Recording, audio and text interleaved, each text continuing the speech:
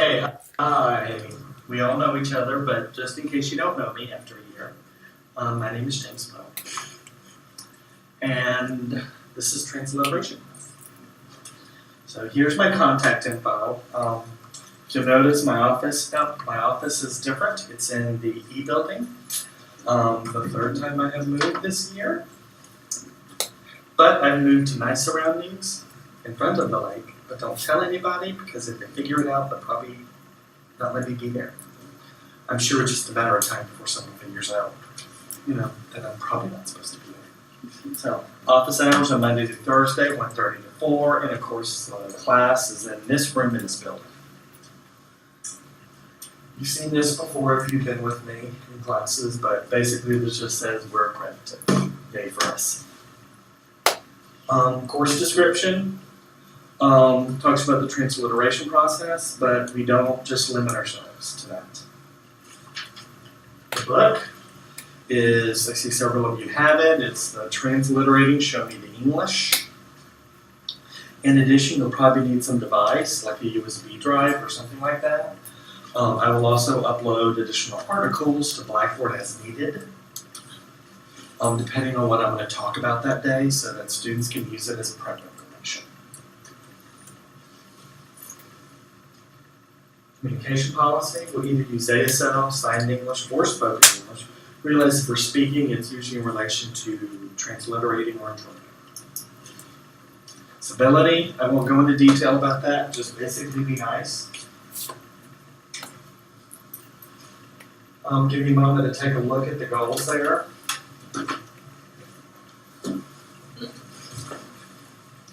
You'll notice, despite the topic, the name of the course, Transliteration, there's a lot of that ASL here.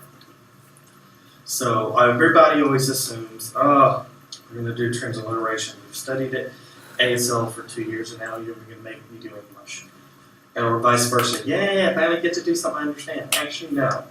You will be interpreting just as much as you're transliterating in this class. And as you can see, there's a lot of things we cover. This is about the comparison of the two, and when you switch and how you switch, and be able to switch those hats, so to speak. That's my grading policy, the academic calendar, and then the point system.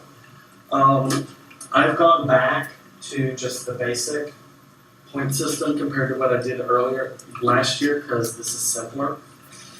And knowing me, I'm more likely to mess up math. This is simple for me. Points earned divided by points total divided by 100 gives you your grade. And then Blackboard, like previously, I do not total or average your grade on Blackboard. I only put individual grades on Blackboard.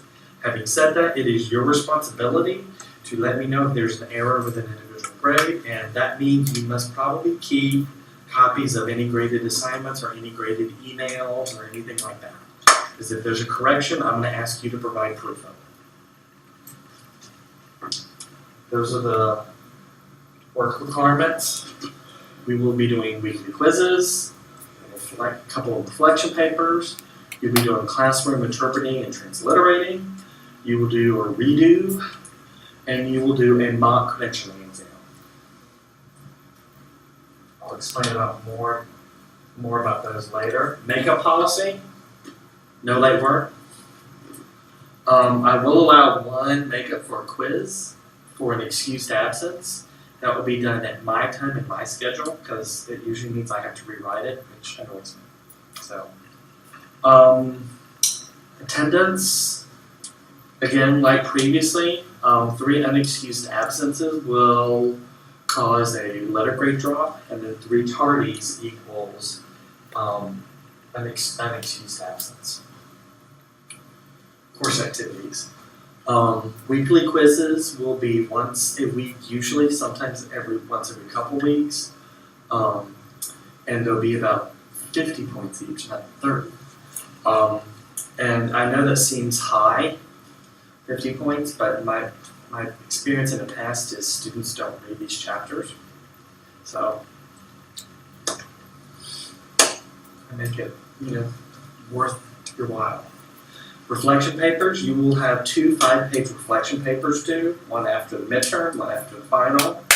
And it will be about any of the feedback you've received, specifically any one-on-one meetings you have with me or with Terry.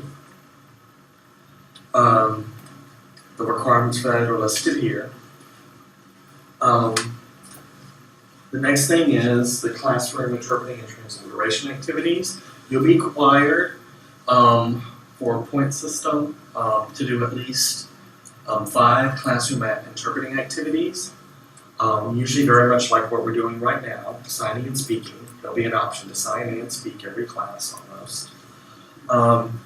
And I will try to upload any info for it, a PowerPoint, a link, an article, either the day before or the day of. So, and I won't tell you who I'm going to select that day, so everybody.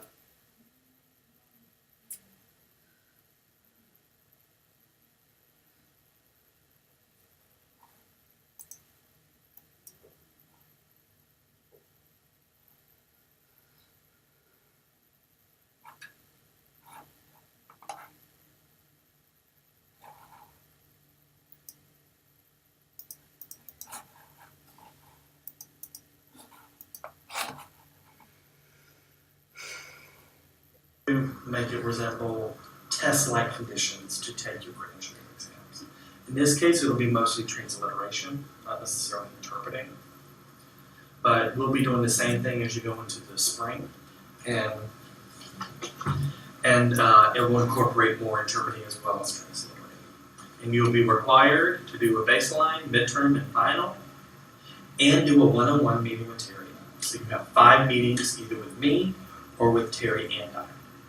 So if you have a work schedule, make sure you clear up some time because you're going to have meetings with us. Okay? Academic dishonesty. And there's the schedule there. This is a Blackboard app, so it's messed up my tentative schedule, but if you go to Blackboard Action, it's my typical nice little.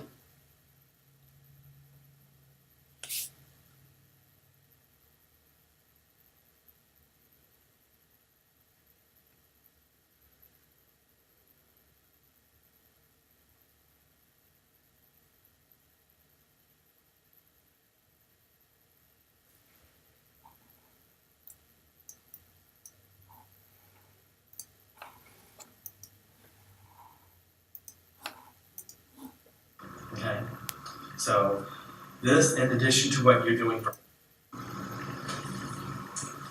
Any questions on that? For the meetings, for the activities, the interpreting activities, do we plan those or do you plan them? I'll let you pick when you want to make an appointment with me. At this point, I'm going to leave that up to you to contact me, schedule a date, schedule a time to make an appointment with you. Okay. I will try to get these uploaded and either probably won't YouTube it because it's probably going to be too much video to YouTube. It's probably going to be about 5 to 10 minutes, and as you know, YouTube tends to be a bit of a bear over 5 minutes. So I'm probably going to burn this onto a DVD to give to you. I prefer not to watch in my office. Have you watch it and I watch it and we discuss it, and we can pinpoint points in the video to make recommendations on it. Okay?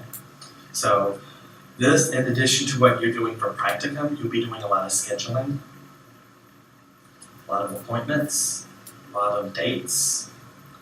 You don't have a calendar, you don't have a Google Calendar, you don't have any kind of calendar like that, get one. Because this is kind of what it's like to be a freelance interpreter somewhat. You're scheduling a lot of appointments. Okay? Alrighty.